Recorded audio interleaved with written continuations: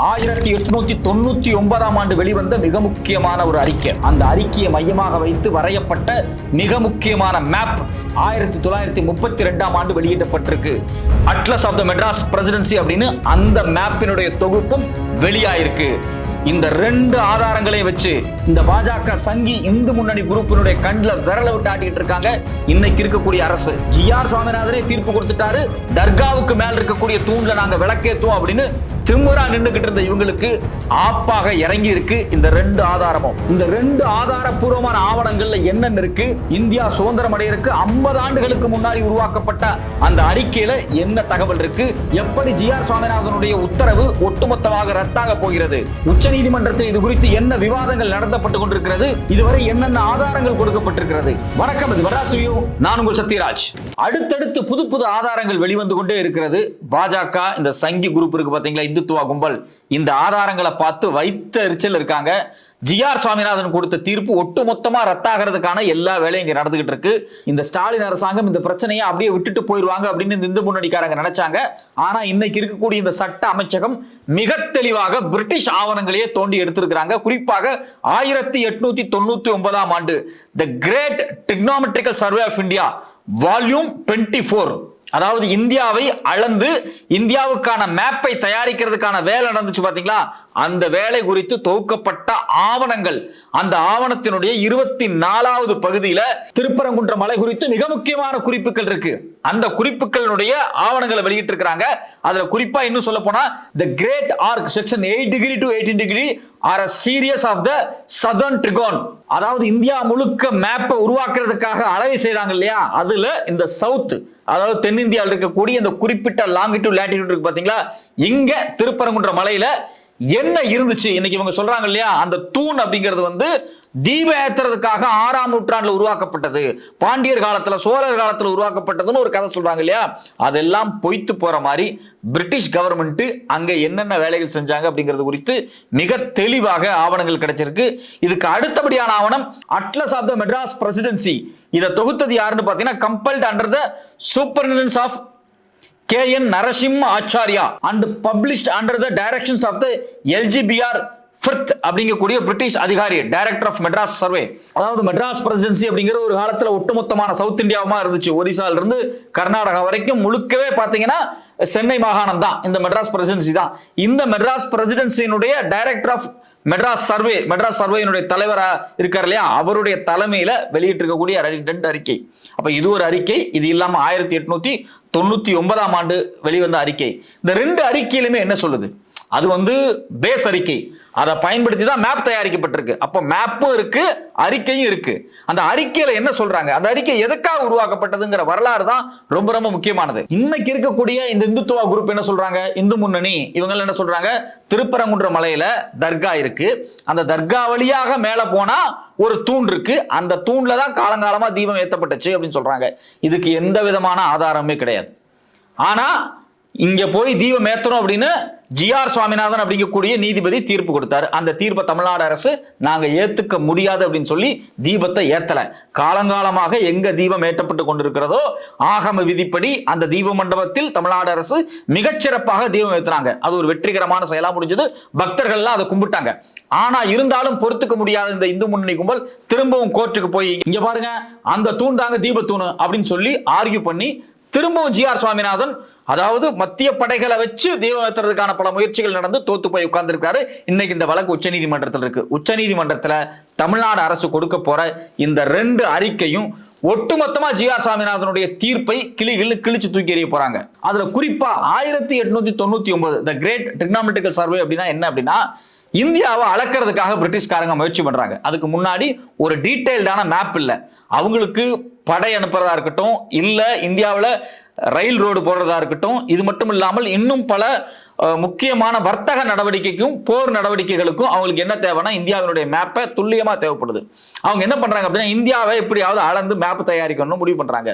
அப்படி தயாரிக்கப்பட்ட அந்த ப்ராசஸ்க்கு பேர் தான் தி கிரேட் டிரிக்னாமெட்ரிக்கல் சர்வே. அது ஏன் டிரிக்னாமெட்ரிக்கல் சர்வே அப்படின்னா, இதை அளப்பதற்கு அவங்க பயன்படுத்தின அந்த கருவி இருக்கு பாத்தீங்களா, தியோடலைட் அப்படிங்கக்கூடிய ஒரு மிகப்பெரிய கருவி, கிட்டத்தட்ட 1/2 டன் இருக்கும். அந்த கருவியை லண்டன்ல இருந்து கப்பல்ல கொண்டு வந்து முதலாக சென்னையில தான் இறக்குறாங்க.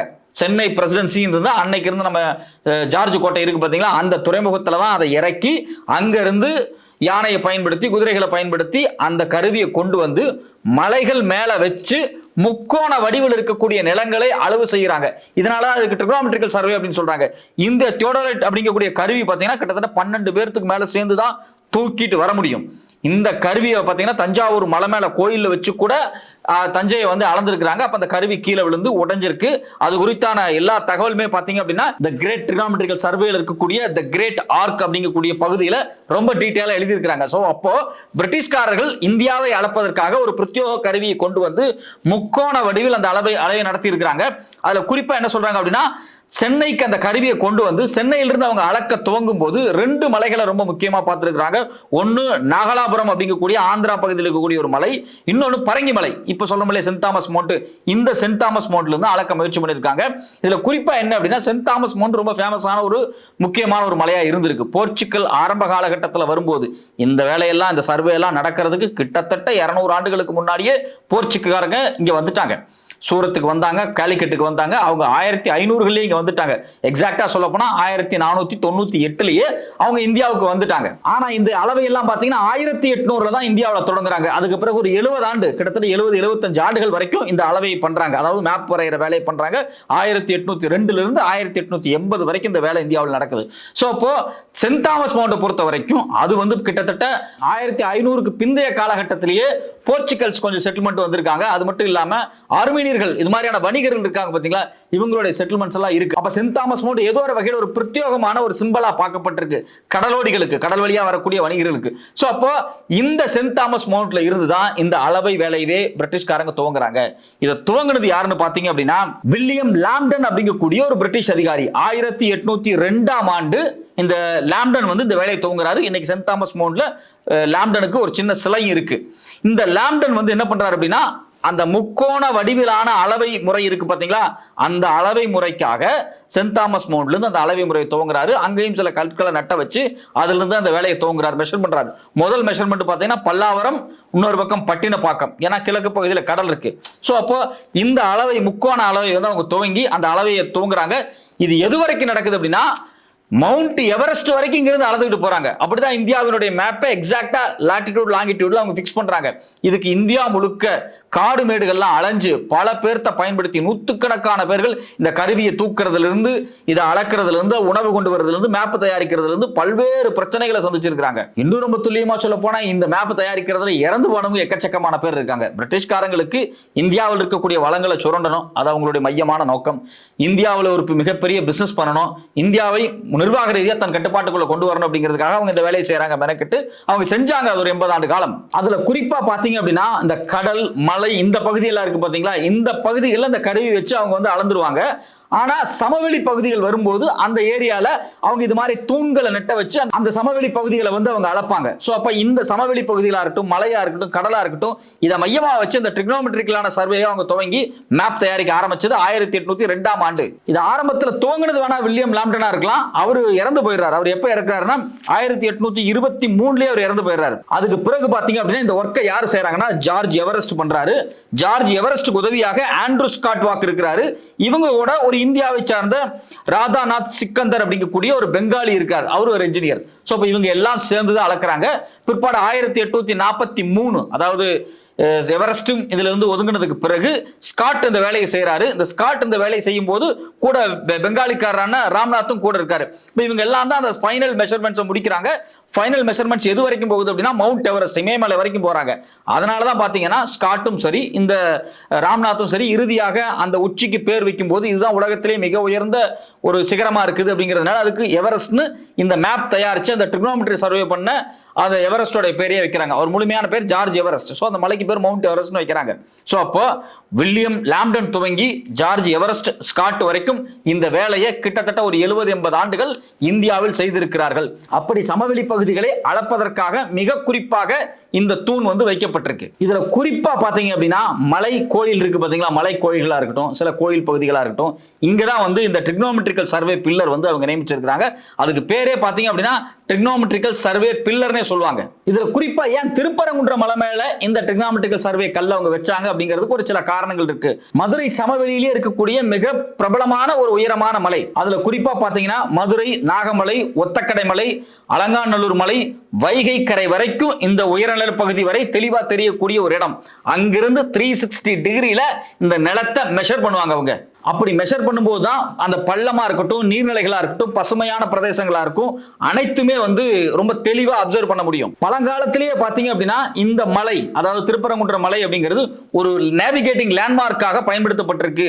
மேல்நிலை மலை, வழிகாட்டி மலை அப்படின்னு இதுக்கு திருப்பரங்குன்ற மலை பத்தி ஏற்கனவே ஒரு பேர் இருக்கு அப்படின்னு சொல்றாங்க. அதனாலதான் பாத்தீங்கன்னா இந்த மலையை குறிப்பிட்டாப்புல பிரிட்டிஷ்காரங்க தேர்வு செஞ்சிருக்காங்க அவங்களுடைய முக்கோண ஸ்டடிக்கு. ஏற்கனவே அந்த மலை ஒரு முக்கியமான ஒரு நேவிகேட்டிங் பாயிண்டா இருக்கிறதுனால இது ஒரு முக்கியமான இடம். ஒட்டுமொத்தமாக மதுரை ரீஜன், அதாவது அன்னைக்கு மதுரை நாடுன்னு சொல்லுவாங்க, இல்ல மதுரை கண்ட்ரி அப்படிம்பாங்க. மதுரை கண்ட்ரின்னு ஒரு புக்கே இருக்கு. சோ அந்த மதுரை கண்ட்ரியை மொத்தமா மெஷர் பண்றதுக்கு இந்த இடத்துல இருந்து அளவு முயற்சி பண்ணிருக்காங்க. அதனாலதான் பாத்தீங்கன்னா அங்க 2 தூண்கள் நட்ட வைக்கப்பட்டிருக்கு. எங்க?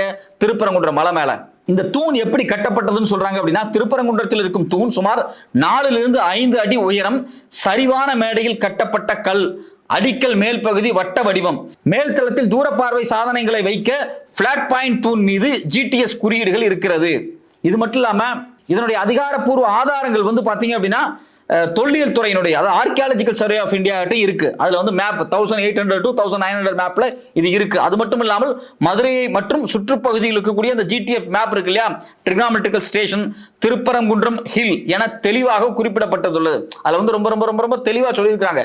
இதுதான் திருப்பரங்குன்றம் மலையில் இருக்கக்கூடிய அந்த 2 தூண்கள் அப்படின்னு ரொம்ப அழகா பாயிண்ட் பண்ணி அது எங்கெங்க இருக்கு, எந்தெந்த லாங்கிடியூட் எந்தெந்த லேட்டிடியூட்ல இருக்கு அப்படிங்கறது முதல் கொண்டு அதுல தெளிவா சொல்லியிருக்காங்க. சோ அப்ப இத்தனை ஆதாரங்களையும் வெளிப்படையாக தமிழ்நாடு அரசா இருக்கட்டும், இங்க இருக்கக்கூடிய சமூக ஆர்வலராக இருக்கட்டும், எல்லாருமே சேகரிச்சுட்டாங்க. இன்னைக்கு இந்த தகவல் அப்படிங்கிறது சோசியல் மீடியால ரொம்ப டீடைலா எல்லாரும் எழுதிக்கிட்டு இருக்காங்க. நான் சொன்ன சில விஷயங்கள் கூட சோசியல் மீடியால எழுதி பகிரப்பட்ட நிறைய முக்கியமான விஷயங்கள் தான். இந்த ஆதாரங்களை எடுத்து எல்லாருமே வெளியிடுறாங்க. ஏன்னா தமிழ்நாடு அரசு திமுகவினுடைய சட்டத்துறை ரொம்ப தெளிவா இருக்கிறாங்க.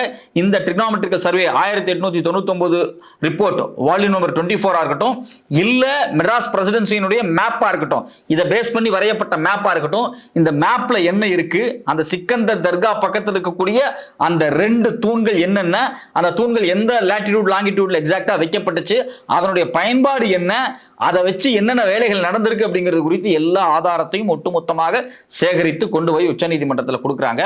உச்சநீதிமன்றத்தில் இந்த வழக்கு இன்னும் சிறிது நாட்களில் விசாரணைக்கு வரும். உண்மையிலே திருப்பரங்குன்ற மலை மேல தர்காவுக்கு பக்கத்தில் இருக்கக்கூடிய அந்த உச்சியில் இருக்கக்கூடிய அந்த தூண் அப்படிங்கிறது தூண் தானா, இல்ல இந்த சர்வேக்கு நட்டப்பட்ட கல்லா அப்படிங்கிறது உச்சநீதிமன்றத்தில் வெட்ட வெளிச்சமாக தெரிய போகிறது.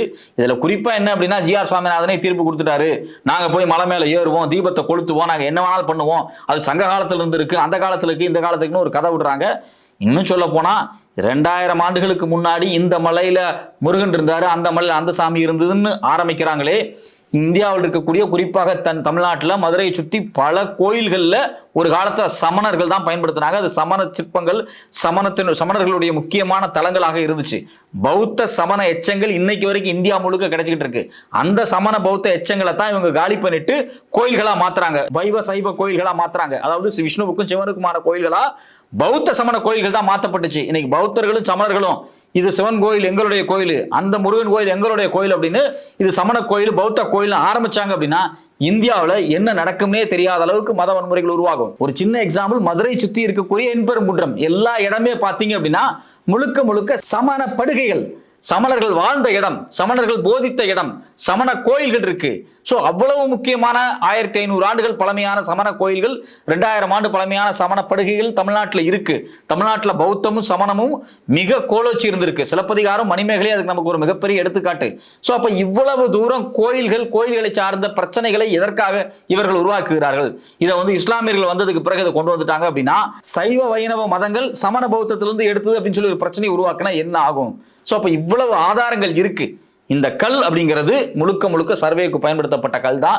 தமிழ்நாடு மாதிரி குறிப்பா மதுரை மாதிரியான மண்ணில் இஸ்லாமியர்களும் இந்துக்களும் காலங்காலமாக மிக ஒற்றுமையாக அங்காளி பங்காளியாக அண்ணன் தம்பிகளாக வாழ்ந்து கொண்டிருக்கிறார்கள். அதை கெடுப்பதற்காக ஒரு கல்லை பயன்படுத்த இவர்கள் முயற்சிக்கிறார்கள். இது அயோத்தி அல்ல. இதை அயோத்தியாக மாற்றுவேன் என்று யார் சொல்லுகிறார்? ஹெச் ராஜா சொல்லுகிறார், பாஜக சொல்லுது, இந்து முன்னணி சொல்லுது. ஆனா இது அயோத்தி அல்ல, இது தமிழ்நாடு. இங்கு ஒற்றுமையும் அதே சமயத்தில் வரலாற்று ஆதாரங்களும் எப்போதுமே நிலைத்து நின்று பொய்யை முறியடிக்கும் என்பதை இதனூடாக நாம் காட்ட வேண்டியிருக்கிறது.